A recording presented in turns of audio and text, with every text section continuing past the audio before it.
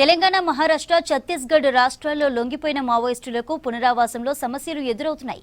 ఏళ్ల తరబడి అజ్ఞాతంలో ఉన్న తమకు ఇప్పుడు ఆధార్ కార్డులు లేక ఇబ్బందులు పడుతున్నామన్నారు. అందరికీ ఆధార్ కార్డులు ఇస్తే పునరావాస పథకాలు అందుతాయి అంటున్నారు జనజీవన స్రవంతిలో కలిసిన మావోయిస్టులు.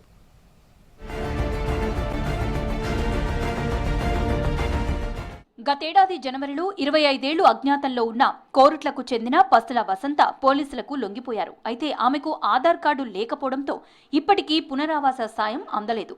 2025 అక్టోబర్లో ఛత్తీస్గఢ్లో 197 మంది, మహారాష్ట్రలో 61 మంది మావోయిస్టులు లొంగిపోయారు. వీరిలో కొత్తగా చేరిన 140 మందిని మినహాయిస్తే మిగతా వారిలో చాలా మందికి ఆధార్ కార్డులు లేవు.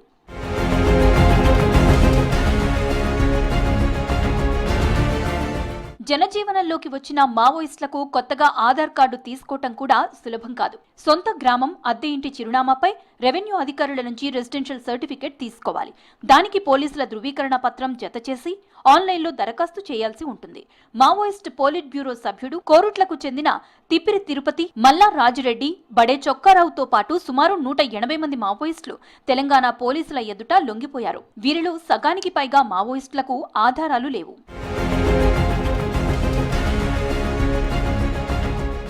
దరఖాస్తు చేసిన సాంకేతిక సమస్యలతో ఆధార్ కార్డులు వెంటనే రావడం లేదంటున్నారు మాజీ మావోయిస్టులు. 1కి 2 సార్లు దరఖాస్తు చేసిన తర్వాతే కొత్త ఆధార్ కార్డులు జారీ అవుతున్నాయి.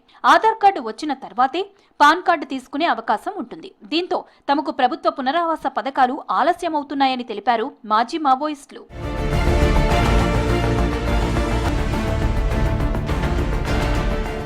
ఏళ్ల తరబడి అజ్ఞాతంలో ఉన్న వాళ్లకు గుర్తింపు కార్డులు లేవు.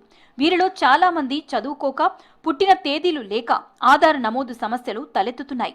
రెసిడెన్షియల్ సర్టిఫికేట్ ఇవ్వడంలో కూడా సాక్షులు దొరకక ఇబ్బందులు పడుతున్నారు. ఆధార్ నమోదు కావడానికి నెల నుంచి 2 నెలల సమయం పడుతోంది. పేరున్న మావోయిస్టులకు త్వరగా కార్డులు వస్తున్నప్పటికీ సాధారణ వ్యక్తులకు ఆలస్యం తప్పడం లేదు. జనజీవన స్రవంతిలోకి వచ్చిన మావోయిస్టులకు రివార్డులు, పునరావాస సాయం అందటంలో జాప్యం జరుగుతోంది. ఈ సమస్య పరిష్కారానికి ప్రత్యేక చర్యలు తీసుకోవాలని ప్రభుత్వాన్ని కోరుతున్నారు మాజీ మావోయిస్టులు.